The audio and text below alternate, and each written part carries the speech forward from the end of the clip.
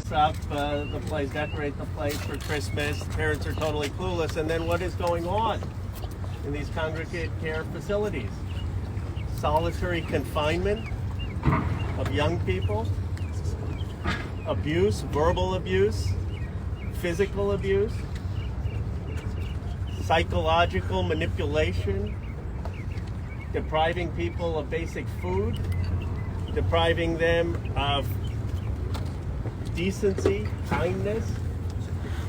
This is happening in our country to our young people.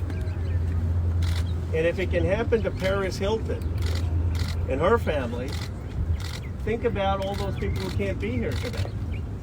Communities of color, gender and sexually diverse communities, working class communities, who are shuttled into these facilities, told a bunch of lies about them, and then are scarred for life.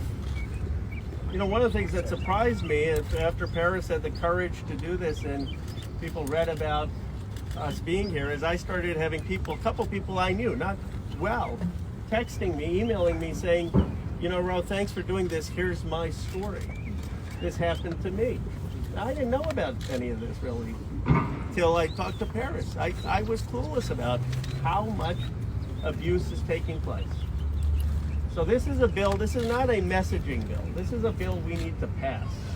And we need to pass it in the House and the Senate in a bipartisan way to have basic rights for America's kids who get sent to these facilities so that they are treated with dignity and respect. And we will pass this bill.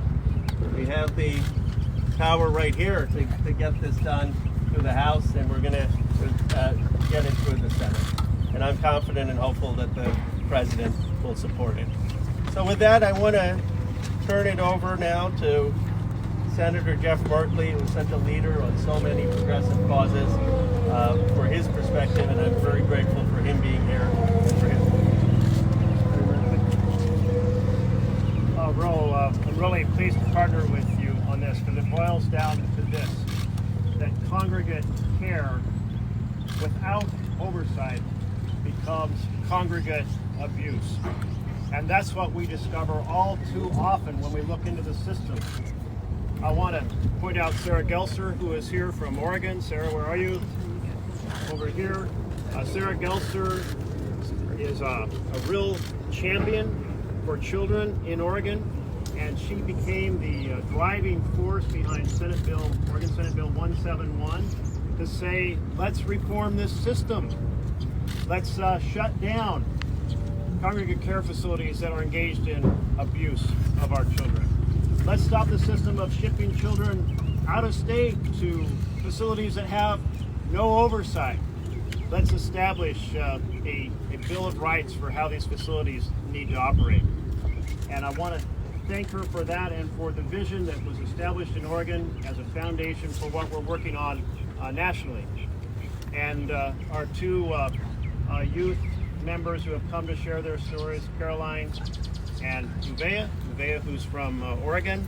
So delighted to have your courageous voice in this undertaking.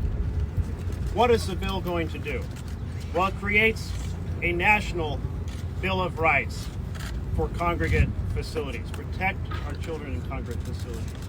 It creates a commission with the Department of Justice to be able to do the research, to require the reports, to assemble the data, to establish best practices, and set up a system of oversight and accountability. And it provides grants to states to be able to implement these improvement measures. That would be a tremendous reform, improving the lives of hundreds of thousands of children across our country.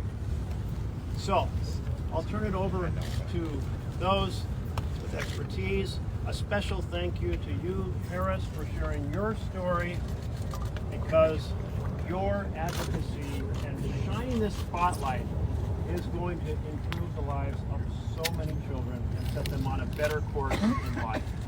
So this is a tremendous reform and one we must get passed, and we will get passed. Thank you. Thank you, Senator Merkley. I now want to introduce the chair of the Appropriations Committee. Nothing gets done in Congress if you don't have Rosa DeLaura's blessing, so it's a big honor to have her here. Representative DeLaura. Thank you. Thank you so much, Ro, and I want to say good morning to all, and I want to say a thank you to my colleague, Congressman Ro Khanna, for his generous introduction, but for being the MC this morning, but his interest in this critical issue. I want to also acknowledge my colleagues, Senator Merkley, Congressman Adam Schiff, for joining us and for sponsoring the Accountability for Congregate Care Act. Thrilled to be here with Paris Hilton, and the senators said it well. You're using your platform to make this known around the country, shining the light on this is critical. We thank you for your courage in speaking up. To Aubrey Edwards-Luce from First Focus, who is here, and the Executive Director of the National Disability Rights Network, Kurt Decker.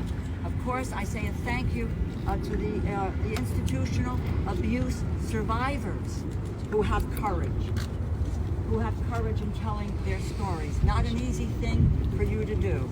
For the child welfare advocates for lending their voices for this important cause. And I want to salute your efforts in support of breaking code silences. Their mission to create a future without institutional child abuse. Engaging, uniting, empowering adult survivors to become advocates. You make a difference. You create the change we need in this world.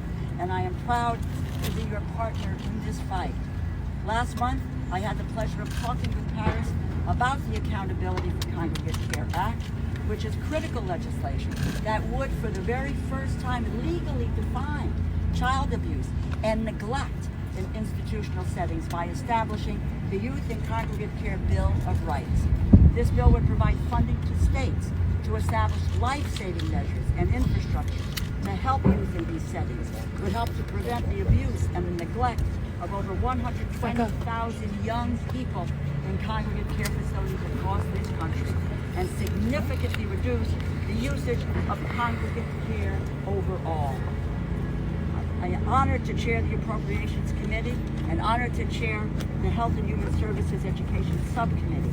And therefore I am committed and pledge my support for working with my colleagues to ensure that the resources that we need are available, to ensure that we are protecting our most vulnerable children and our teens, those disadvantaged by issues such as family separation, by trauma, and help to bring about a fairer, more equitable future for everyone.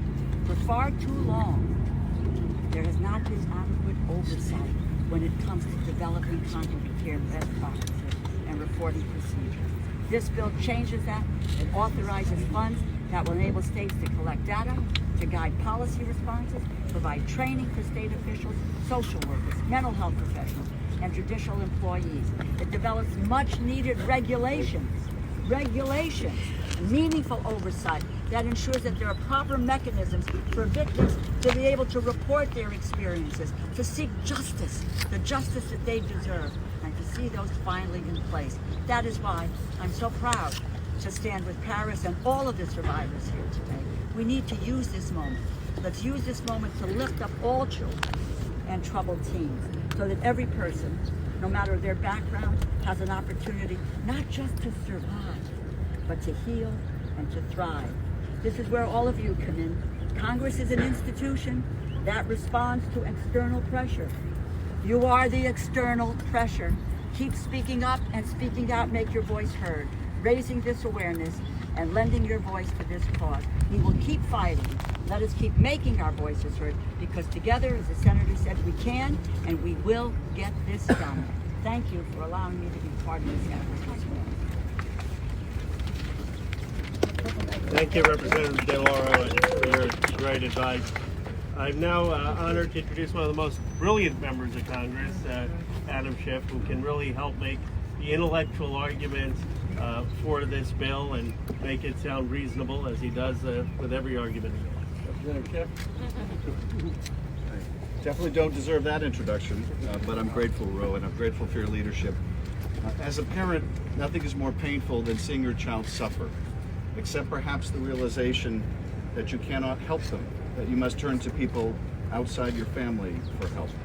It's a realization that I've never had to endure, but one that so many families face. A realization that leads them to put their faith in residential programs that purport to counsel children.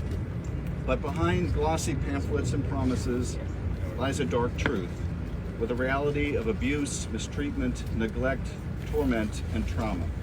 This was the experience survivors of these facilities, including the brave individuals standing next to me, know all too well. For too long, bad actors in the troubled teen industry have been allowed to prey on desperate parents and vulnerable children and make child abuse their business model. We cannot allow that to continue. Many children leave these facilities more traumatized than they were when they arrived, and some don't leave at all. Between 2000 and 2015, more than 80 children died in troubled teen facilities, dying from starvation to strangulation to suicide. Lives cut unimaginably short by an industry that has gone without regulation or consequence for far too long. We cannot bring these children back, nor can we erase the scars inflicted on hundreds of thousands of survivors. But we can ensure that no child ever again suffers at the hands of these facilities. And that's precisely why we are here today. Representative Khanna's legislation will codify an essential Bill of Rights for children in these facilities, establishing a standard of care that cannot be violated with impunity. It will ensure that every child has their fundamental rights protected and their needs observed. And it will break the cycle of trauma that has plagued these institutions for far too long. And we will work with these survivors and advocates to push legislation to set minimum standards and crack down on offenders. I want to again thank Representative Khanna and Senator Merkley for their leadership, and I want to thank Harris for your extraordinary leadership, Caroline, Sixto, Uvea, and all other survivors who have spoken out for their remarkable courage in coming forward to share their stories. Your strength gives comfort to your fellow survivors and hope to families praying for an end to this nightmare. Thank you. Thank you, Representative Schiff. It's now my honor to introduce Aubrey Edwards-Luce from the First Focus on Children, who has really been a great leader on children's rights in our country. Good morning. My name is Aubrey Edwards-Luce, and I'm Senior Director for Child Welfare and Juvenile Justice Policy at First Focus on Children, which is a national, bipartisan nonprofit that works to make children the priority in federal policies. As a former lawyer for court-involved kids, I was trained to persuade people with power to prioritize the experiences and well-being of my child clients. In a political environment that is actively ignoring the multifaceted needs of children, I want to give my heartfelt appreciation and applause for all the Congress members who are here today for choosing to prioritize the humanity and well-being of all of our children by supporting the Accountability for Congregate Care Act. So long as structural accountability is lacking, institutional abuse will continue to hurt children in congregate care settings. Ending institutional abuse requires us to stop allocating different levels of protection to children based on the systems that bring them into congregate care, and to start seeing all children as our children. It doesn't matter whether the child was dropped off via a private transport or a foster care caseworker or a juvenile court worker. Institutional abuse is an unacceptable collateral consequence of congregate care. And that being said, there is an additional moral tragedy that happens when children in the juvenile justice system who've been deemed a risk of harming themselves or their communities are then becoming victims of institutional abuse while in congregate care. Too many places that are meant to keep our children safe are actually pulling them deeper into experiences of trauma and violence. Far too often, the abuses that justice-involved youth experience in congregate care are shrugged off, and they're coupled with statements like, they have to learn their lesson, or it's for their own good. The lessons that these young people, who mind you, are endowed with every bit of beauty and brokenness of their non-justice involved peers, are learning is that people are expendable, that they're meant to be controlled by any means necessary, and that abuse is an acceptable tool. For any child that is hearing this today, I need you to know that these are lies. You have a right to safety, education, and privacy.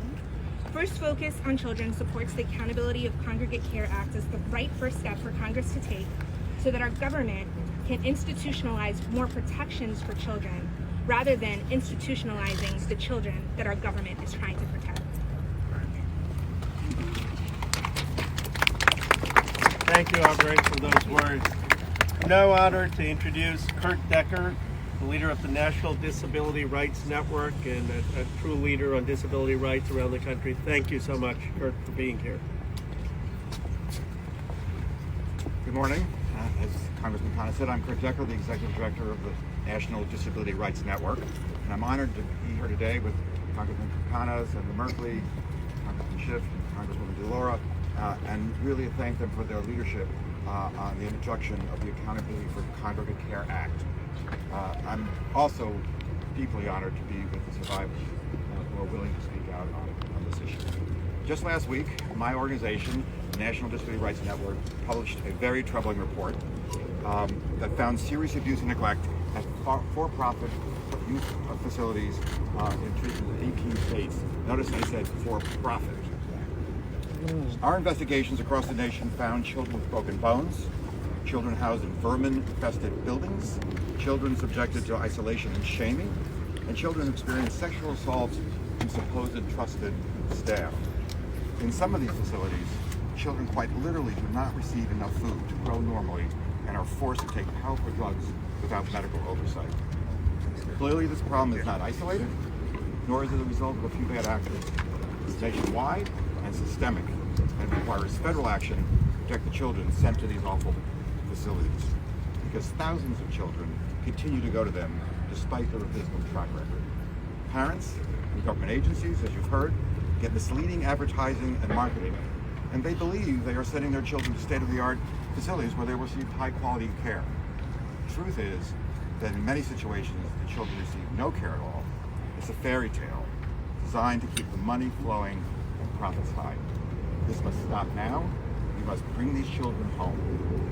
Our report would not have been successful without the heroic survivors who spoke out and told us what was happening to them. Thank you again to the brave young people at Paris Hilton speaking out here today. My advocacy network, Protection Advocacy Network, will continue to shine a light on the youth residential facilities industry that failed you and all the children who deserve better. Thank you.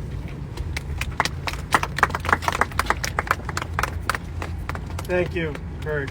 It's now my honor to introduce Sixto Cancel from Think of Us, which uplifts and empowers the voices of survivors, particularly children who survive. Good morning, everyone. My name is Sixto Cancel, and I'm the founder and CEO of Think of Us. I first entered foster care as an 11-month baby because my mother struggled with drug addiction and poverty. At the age of 6, I returned to her care but didn't stay there long. By 7, I found myself back in foster care. At 9, adopted, and it was a pretty abusive adoption. So by the age of 13, I was couch surfing, and I was disconnected from the 10 siblings that I have. When I finally found one of my siblings, he was in a group home. And there were times when I couldn't talk to him because he didn't earn enough points to be able to have a visitation call. There were times where I would talk to him and he would tell me that a staff member secluded him. He would tell me that a staff member restrained him, that the scars on his body, my body, are a direct result of the abuse that the child welfare system has inflicted. We conducted a report to understand what are the experiences that young people are having in these institutional placements. And what we learned were that young people told us that not only did they experience physical, emotional, and sexual abuse, but they told us that they were disconnected from the people that they were supposed to be in connection with, people who loved them, people who were supposed to be there with them, denied visitation, denied phone calls, denied healing, denied the right to be able to thrive. As we further investigated, what we realized was that our young people, our teenage young people in foster care, 3 out of 4, 75%, will experience a group home placement on their first night. If group homes and institutions are supposed to be an intervention, why is the state using it as a result of not having enough foster homes? Black children are more likely than their white peers to be placed in group home settings. The consequences are especially severe for LGBTQ young people who are overrepresented in foster care. Nearly 6 in 10 LGBTQ youth in out-of-home placement has spent some time without stable housing, who spent time without stable housing said that they had actually experienced institutions. One study found that 65% of LGBTQ young people experiencing homeless had lived in foster homes. Lived in group homes.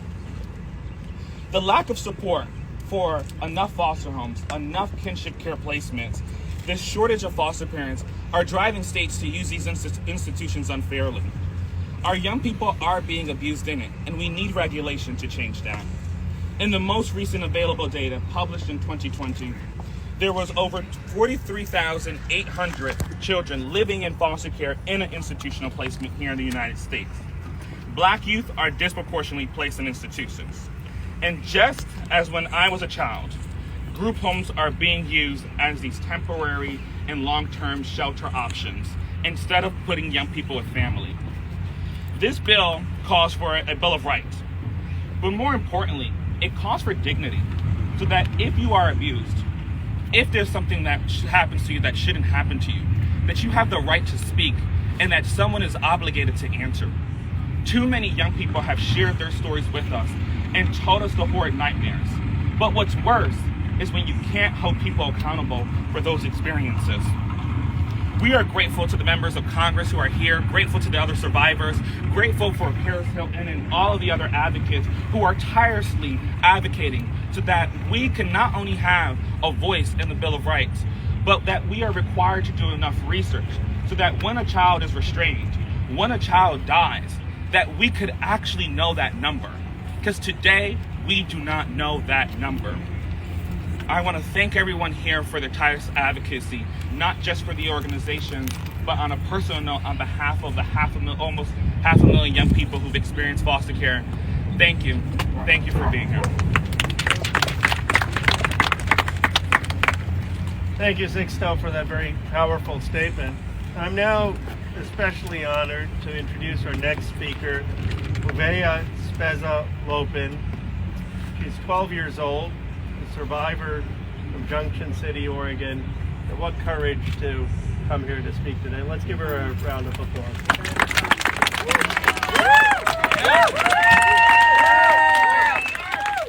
Thank you.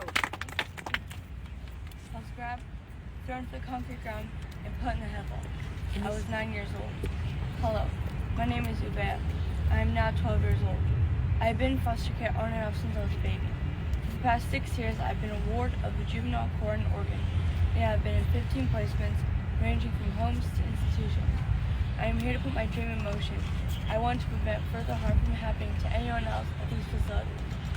When I was 9 years old, I was told I was being sent out of state to Acadia, Montana, a residential treatment facility, to get help for emotional challenges. The moment I walked into the facility, I knew it wasn't a home. I was physically abused numerous times in Acadia, Montana. One time, a staff member grabbed me by my shirt, threw me to the concrete ground, and put me in a headlock, leaving a 4-inch bruise on my forearm. I was put into a locked seclusion room, where I remember coughing up blood and not getting any help. Another time, a staff member pulled my arms to restraint, pulled me onto her lap, and then shielded me and called me a pervert. When I was in the suicide precautions, male or female staff would watch me in the shower and make me feel really uncomfortable. They took everything from me, including my clothes, making me change into orange and blue scrubs, sleep in a bare room with only a mattress on the floor, and a scratchy pillow with no pillowcase. These are just a few things I went through, and what a lot of kids in institutions like Acadia experience. Being in a residential treatment facility did not help me. It only caused more trauma. It gave me more reasons not to trust. It made me feel more helpless, knowing I had no way of telling anyone outside the facility what I was experiencing. I had to wait until my mom visited me, so I could whisper it to her, because my phone calls were monitored. The first time I flew in an airplane was to get dropped off in Montana. The second airplane trip was to come here to DC. I hope the whole Congress and President all decide to pass this law to help make sure no more children have their childhoods ripped away from them, like mine was. Thank you. And Ella, if you're out there, I'm doing this for us.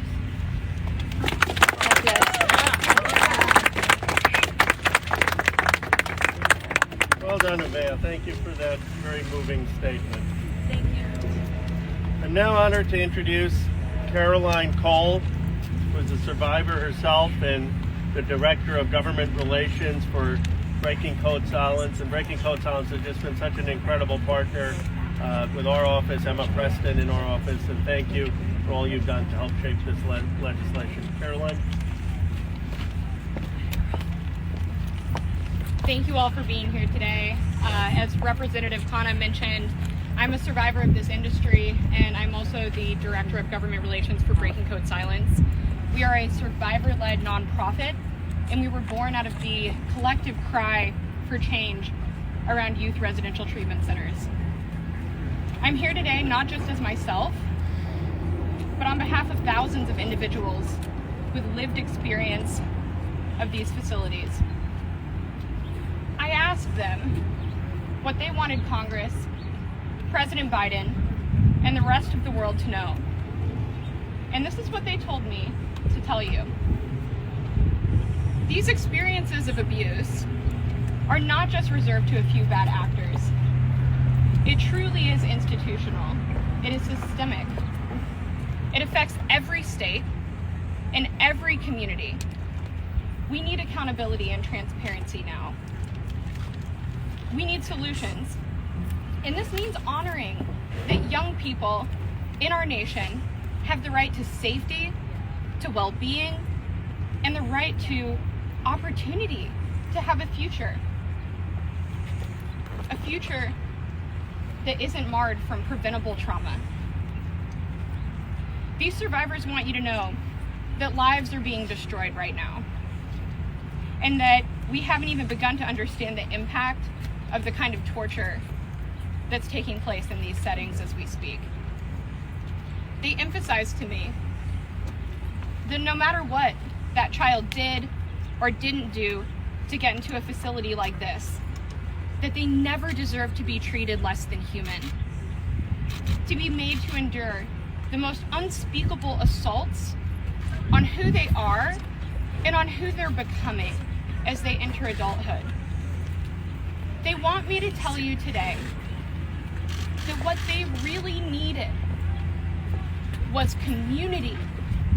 What they really needed was family. What they really needed was security. And today, what they need from you is to listen and to act. For 2.5 years in the facility that I attended, I was not allowed to talk. I wasn't allowed to move freely or to make facial expressions to acknowledge anyone around me. This was called treatment. Silenced to the world and left to turn inside myself. I had nothing but time to dream and to think.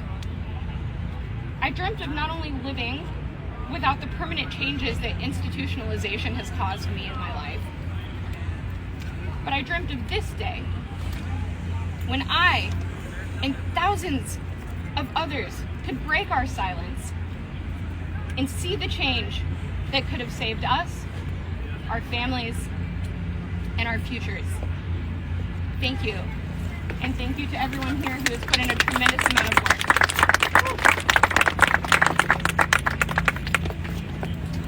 Thank you, Caroline, for that beautiful statement. I'm now honored to introduce the person who has convened us all to be here, Paris Hilton.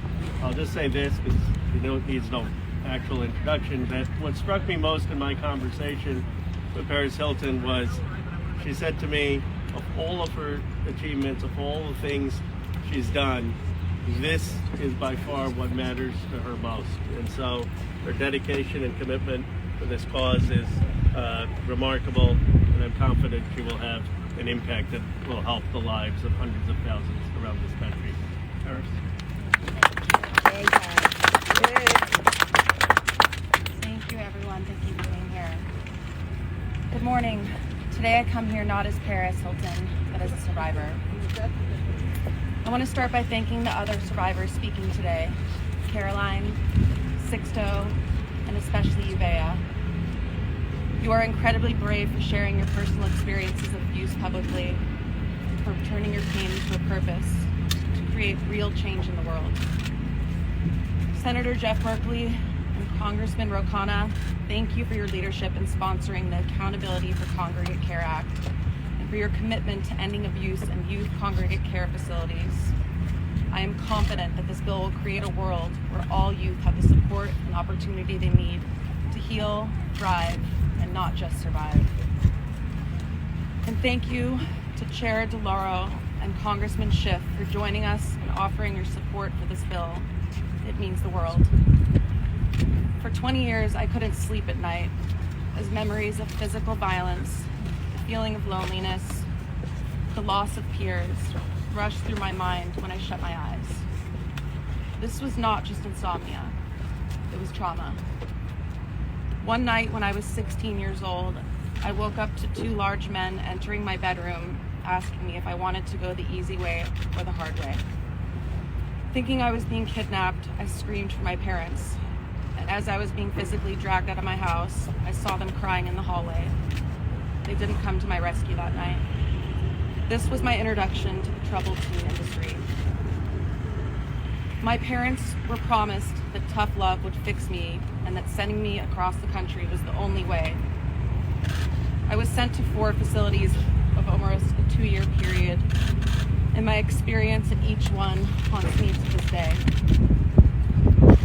I was strangled, slapped across the face, watched in the shower by male staff, called vulgar names, forced to take medication without a diagnosis, not given a proper education, thrown into solitary confinement in a room covered in scratch marks and smeared in blood, and so much more.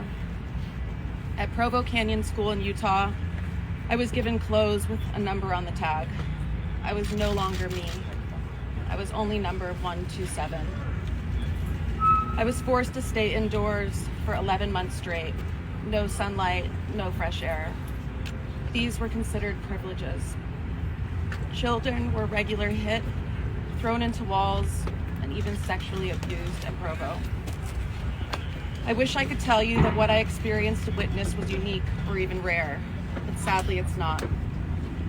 Every day in America, children in congregate care settings are being physically, emotionally, and sexually abused.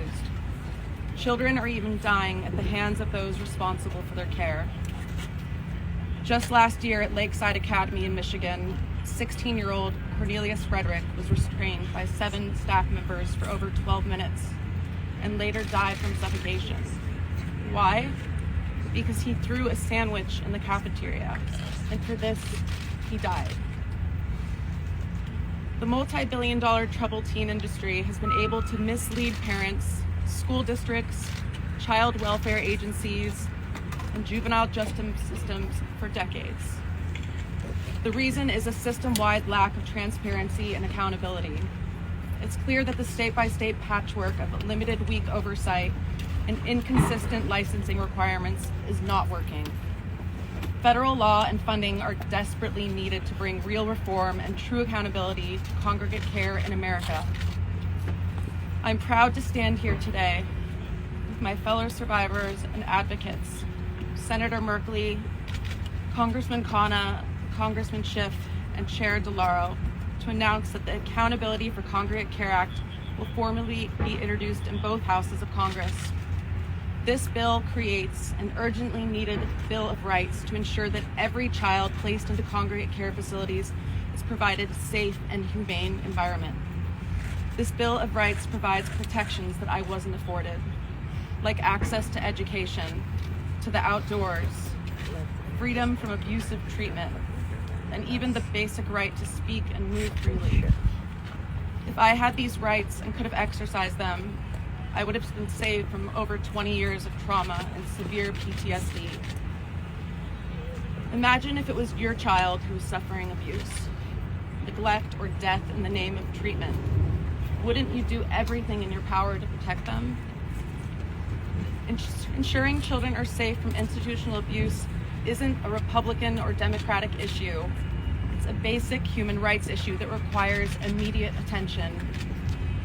On behalf of hundreds of thousands of institutional abuse survivors across America, I urge Congress and President Biden to make this bill the law of the land and give young people in congregate care the rights and protections they so desperately need and deserve. Thank you.